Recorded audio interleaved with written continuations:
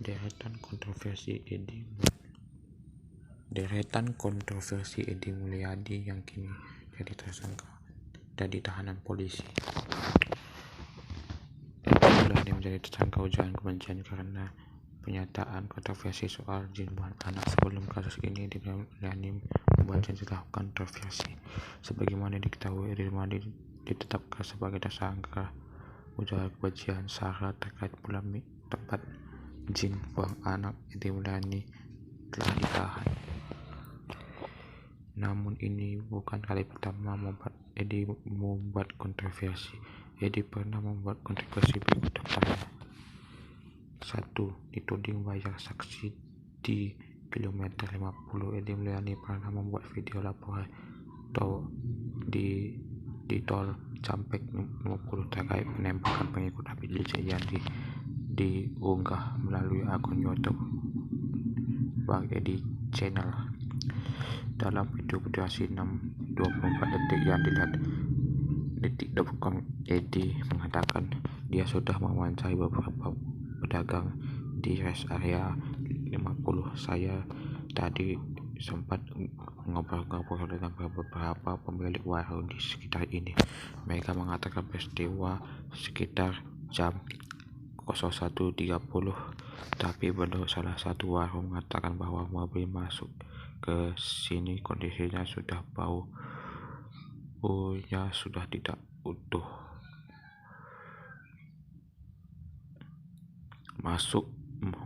Mengatakan bahwa mobil masuk ke sini kondisi baunya sudah tidak utuh. Jadi begitu masuk dari ujung sana masuk rest area sudah tidak ada, tinggal velnya saja, kata Edi. Kresek sudah berisik itu. Kemudian saksi mata mengatakan mobil itu pengikut Habib Rizik dibepet 2 mobil polisi. Tidak lama terdengar 2 tembakan dor-dor.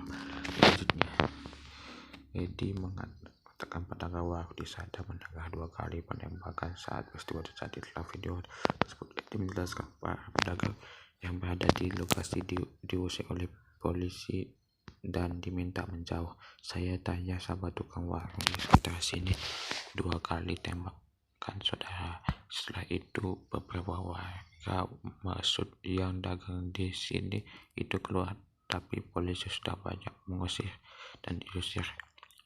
Sana pergi sono, teroris, ucapnya.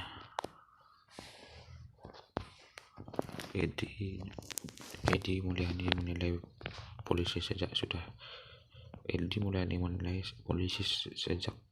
awal sudah membutuhkan stigma bahwa peristiwa yang terjadi antara polisi dan pengikut Habib Rizik sebagai penembakan teroris. Edi menyebut lokasi tidak jauh dari musala di rest area kilometer 50. Jadi saudara, sejak awal polisi sudah menebarkan apa yang disebut namanya stigma orang yang mau mendekat ke area terjadi penembakan disebut teroris. Nah, itu di dekat-dekat musala sini teroris. Tapi saya tanya, katanya di sini ada tukang parkir di lokasi itu. Memang mereka diusir kira-kira jarak 1 meter sebelum lokasi sejak oleh tidak ada polis lain, ujarnya. Edi menyebut rest area kilometer 50 menjadi tempat favorit polisi melakukan penyerangan kasus-kasus. Edi menyebut rest area kilometer 50 menjadi tempat favorit polisi untuk melakukan penyergapan kasus-kasus narkoba dan teroris. Edi juga mengatakan pedagang di sana sudah terbiasa dengan proses penyergapan narkoba dan teroris yang dilakukan polisi. Edi Mulyadi membantah tudingan dirinya membayar saksi saat wawancara di rest area kilometer terkait peristiwa tewasnya Laskar FPI usai kontak dengan polisi. Edi mengatakan tudingan tersebut hanya salah satu cara untuk memutarbalikkan fakta. Kalau soal bayar saksi kan sudah dibikin video bantahannya kan, ya pasti itu bohong kan, karena ini di Malbes Polri Jalan Turonojoyo, Jakarta Selatan, Kamis 17/12/2020. Saya bilang video saya itu cuman cara PKI lah, cara komunis yang terbalikkan fakta dan memfitnah segala macam lanjutnya. Jadi menuturkan siapapun bisa mengaku-ngaku sebagai saksi yang mewawancarai. Jadi menegaskan tidak akan memberitahu siapa saksi yang telah diwawancarai itu. Lagian kalau dibilang tiba-tiba yang ngaku memang itu saksi gua, oh si Ani, bukan saksi gue, bukan yang A, siapa B, si C, terserah gue gak mau ngomong gitu.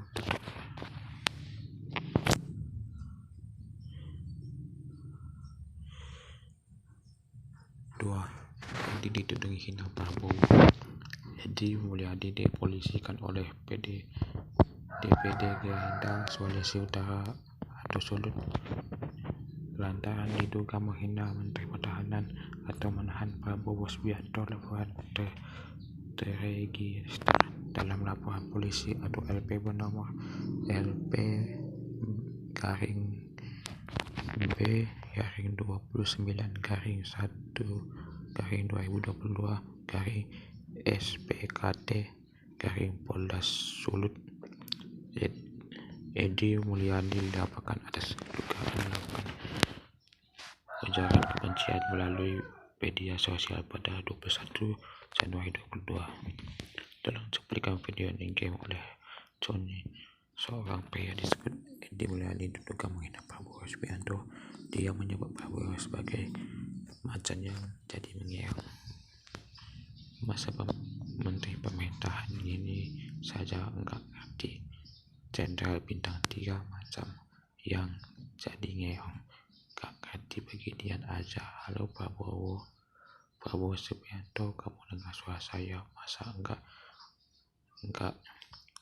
itu enggak masuk dalam perhitungan kamu Menteri Pertahanan? Dalam video dimintai konfirmasi terpisah kabut Humas Polda Sulut Kombes Jules Abraham Abbas mengatakan akan mengecek dahulu terkait adanya laporan tersebut. Saya cek dulu, kata Jules. Ketua Harian DPP Gerindra Sumovi Basko mengatakan laporan tersebut bukan mengatasnamakan Partai Gerindra. Ya, pertama dicek lagi laporan tersebut atas nama partai bukan. Setahu saya itu tidak atas nama partai, kata Basko saat dihubungi Sabtu 22/1/2022. Basko menyampaikan arahan Prabowo untuk kadernya dalam menyikapi tersebut. Menurut Basko, Prabowo tidak pernah mengarahkan kadernya untuk saling lapor.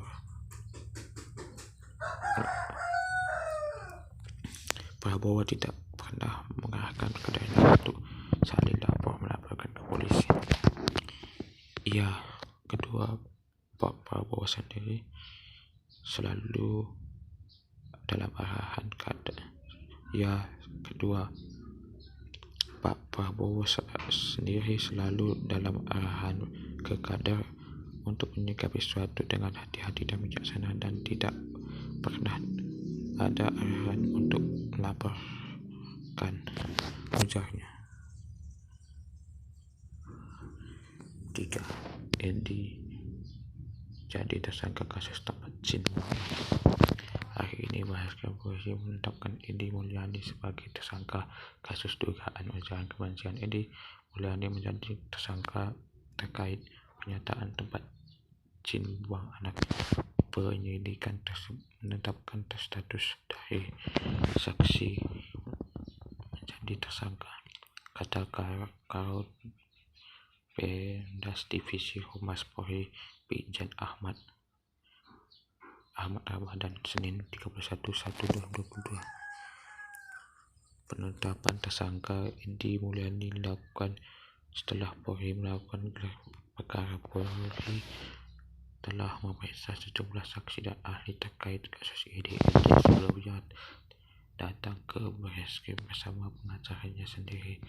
31/1 Edi Mulyani terlihat menggunakan kemeja lengan panjang dan ikat sunda.